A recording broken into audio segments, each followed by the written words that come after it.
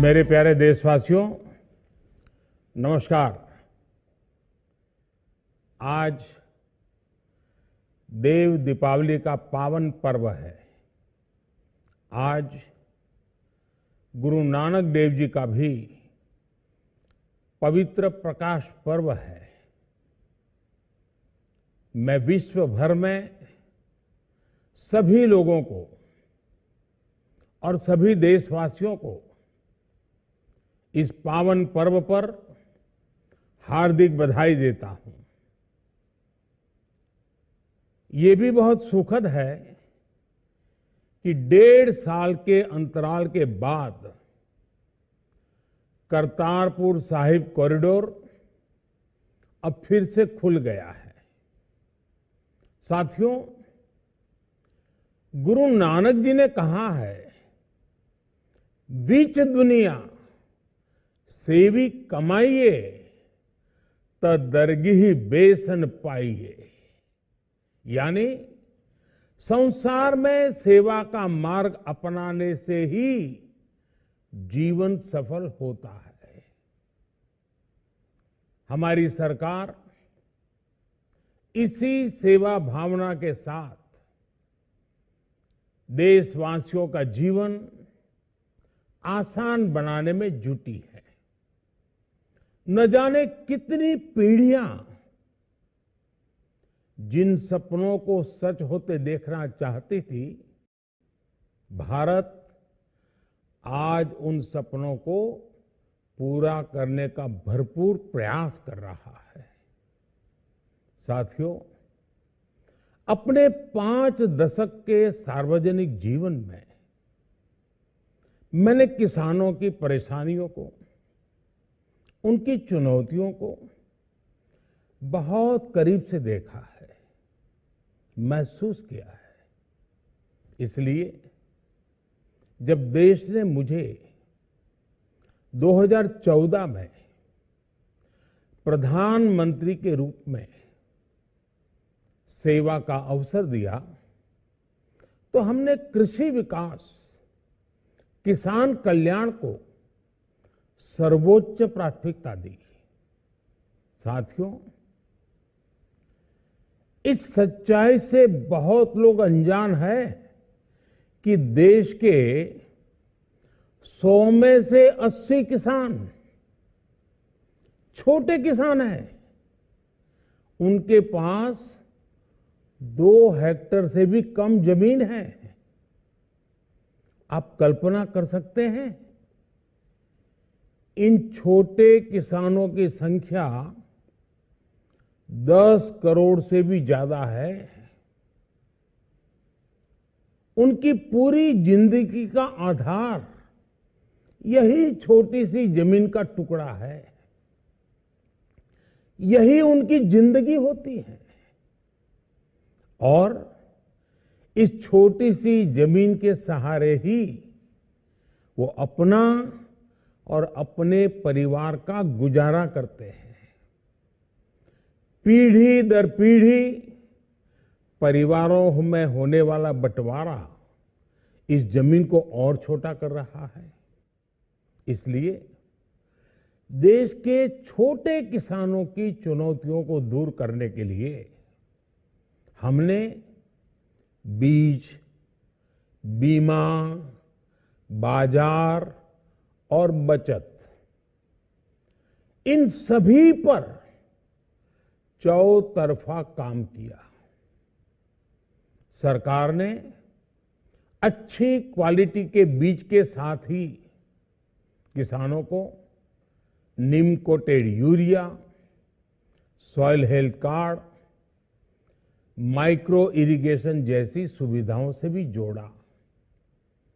हमने 22 crore soil health card किसानों को दिए और इस वैज्ञानिक अभियान के कारण एग्रीकल्चर प्रोडक्शन भी बढ़ा। साथियों,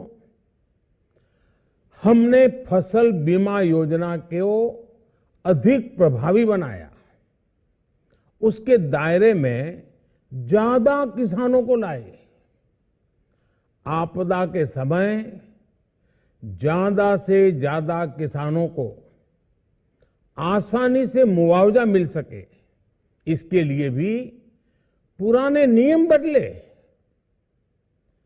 इस वजह से बीते 4 साल में 1 लाख करोड़ रुपए से अधिक का मुआवजा हमारे किसान भाई बहनों को मिला है।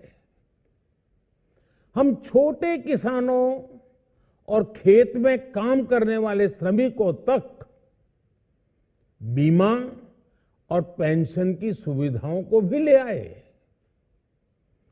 छोटे किसानों की जरूरतों को पूरा करने के लिए सीधे उनके बैंक खातों में 1,62,000 करोड़ रुपए ट्रांसफर किए, सीधे उनके खाते में।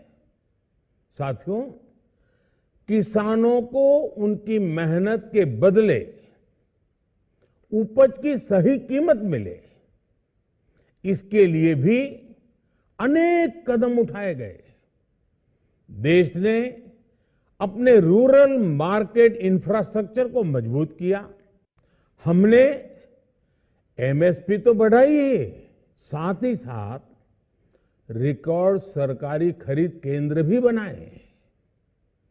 हमारी सरकार द्वारा की गई उपज की खरीद ने पिछले कई दशकों के रिकॉर्ड तोड़ दिए हैं। देश की 1000 से ज्यादा मंडियों को ई नाम योजना से जोड़कर हमने किसानों को कहीं पर भी अपनी उपज बेचने का एक प्लेटफॉर्म दिया। और इसके साथ ही देश भर की कृषि मंडियों के आधुनिकीकरण पर भी हमने करोड़ों रुपए खर्च किए। साथियों, आज केंद्र सरकार का कृषि बजट पहले के मुकाबले 5 गुना बढ़ गया है। हर वर्ष 1.25 लाख करोड़ रुपए से अधिक कृषि पर खर्च किए जा रहे हैं। 1 लाख करोड़ रुपए के एग्रीकल्चर इंफ्रास्ट्रक्चर फंड के माध्यम से गांव और खेत के नजदीक भंडारण, इसकी व्यवस्था, कृषि उपकरण जैसी अनेक सुविधाओं का विस्तार, ये सारी बातें तेजी से हो रही है। छोटे किसानों की ताकत बढ़ाने के लिए 10,000 एफपीओ किसान उत्पादक संगठन बनाने का अभियान भी जारी है। इस पर भी करीब 7,000 करोड़ रुपए खर्च किए जा रहे हैं। माइक्रो इरिगेशन फंड के आवंटन को भी 2 गुना करके 10,000 करोड़ रुपए कर दिया गया है। हमने क्रॉप लोन भी 2 गुना कर दिया, तो इस वर्ष 16 लाख करोड़ रुपए हो जाएगा। अब पशुपालकों को मछली पालन से जुड़े हमारे किसानों को भी किसान क्रेडिट कार्ड का लाभ मिलना शुरू हो गया है। यानी हमारी सरकार किसानों के हित में हर संभव कदम उठा रही है, लगातार एक के बाद एक नए कदम उठाती जा रही है। किसानों की आर्थिक स्थिति सुधरे, उनकी सामाजिक स्थिति मजबूत हो, इसके लिए पूरी ईमानदारी से काम कर रही है। साथियों, किसानों की स्थिति को सुधारने की इसी महाअभियान में देश में 3 कृषि कानून लाए गए थे। मकसद ये था कि देश के किसानों को, खासकर छोटे किसानों को और ताकत मिले, उन्हें अपनी उपज की सही कीमत और उपज बेचने के लिए ज्यादा से ज्यादा विकल्प मिले। बरसों से ये मांग देश के किसान, देश के कृषि विशेषज्ञ, देश के कृषि अर्थशास्त्री, देश के किसान संगठन लगातार कर रहे थे। पहले भी कई सरकारों ने इस पर मंथन भी किया था। इस बार भी संसद में चर्चा हुई, मंथन हुआ और ये कानून लाए गए। देश के कोने कोने में कोटि कोटि किसानों ने, अनेक किसान संगठनों ने इसका स्वागत किया, समर्थन किया। मैं आज उन सभी का बहुत बहुत आभारी हूं, धन्यवाद करना चाहता हूं। साथियों, हमारी सरकार किसानों के कल्याण के लिए, खासकर छोटे किसानों के कल्याण के लिए, देश के कृषि जगत के हित में, देश के हित में, गांव गरीब के उज्जवल भविष्य के लिए पूरी सत्यनिष्ठा से, किसानों के प्रति पूर्ण समर्पण भाव से, नेक नियत से ये कानून लेकर आई थी। लेकिन इतनी पवित्र बात, पूर्ण रूप से शुद्ध किसानों के हित की बात, हम अपने प्रयासों के बावजूद कुछ किसानों को समझा नहीं पाए। भले ही किसानों का एक वर्ग ही विरोध कर रहा था, लेकिन फिर भी ये हमारे लिए महत्वपूर्ण था। कृषि अर्थशास्त्रियों ने, वैज्ञानिकों ने, प्रगतिशील किसानों ने भी उन्हें कृषि कानूनों के महत्व को समझाने का भरपूर प्रयास भी किया।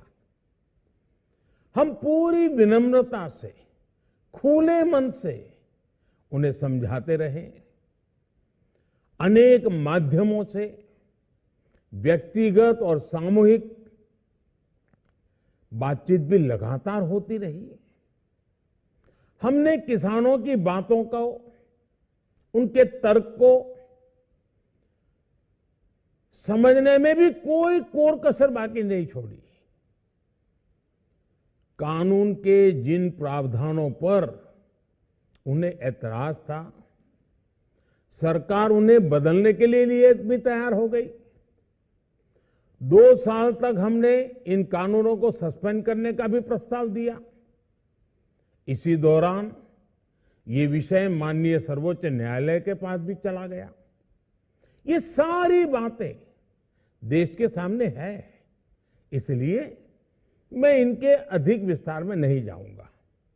साथियों, मैं आज देशवासियों से क्षमा मांगते हुए सच्चे मन से और पवित्र हृदय से कहना चाहता हूं कि शायद हमारी तपस्या में ही कोई कमी रही होगी, जिसके कारण दिए के प्रकाश जैसा सत्य कुछ किसान भाइयों को हम समझा नहीं पाए। आज गुरु नानक देव जी का पवित्र प्रकाश पर्व है। ये समय किसी को भी दोष देने का नहीं है। आज मैं आपको, पूरे देश को ये बताने आया हूं कि हमने 3 कृषि कानूनों को वापस लेने का, रिपील करने का निर्णय लिया है।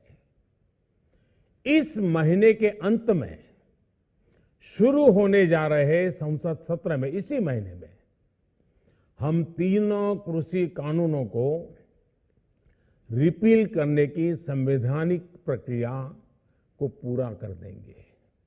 साथियों, मैं आज अपने सभी आंदोलनरत किसान साथियों से आग्रह कर रहा हूं, आज गुरु पर्व का पवित्र दिन है।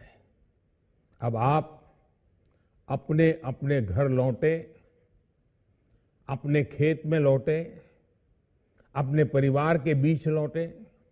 आइए एक नई शुरुआत करते हैं, नए सिरे से आगे बढ़ते हैं। साथियों, आज ही सरकार ने कृषि क्षेत्र से जुड़ा एक और अहम फैसला लिया है।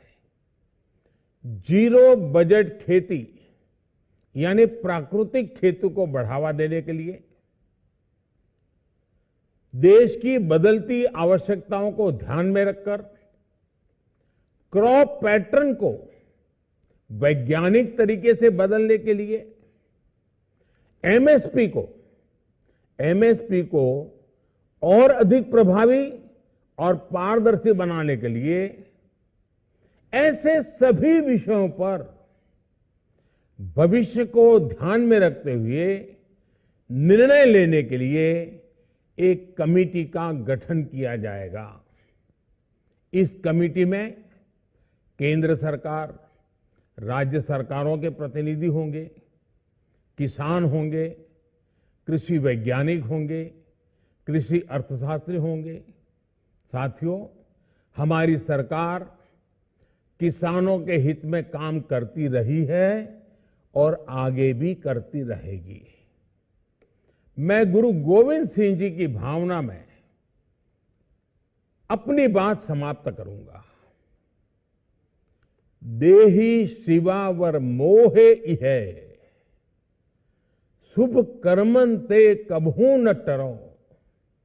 हे देवी, मुझे ये वर दीजिए कि मैं शुभ कर्म करने से कभी पीछे ना हटूं। जो किया किसानों के लिए किया, जो कर रहा हूं देश के लिए कर रहा हूं। आप सभी के आशीर्वाद से मैंने मेहनत में पहले भी कोई कमी नहीं की थी। आज मैं आपको विश्वास दिलाता हूं कि अब और ज्यादा मेहनत करूंगा ताकि आपके सपने साकार हो सके, देश के सपने साकार हो सके। आपका बहुत बहुत धन्यवाद। नमस्कार।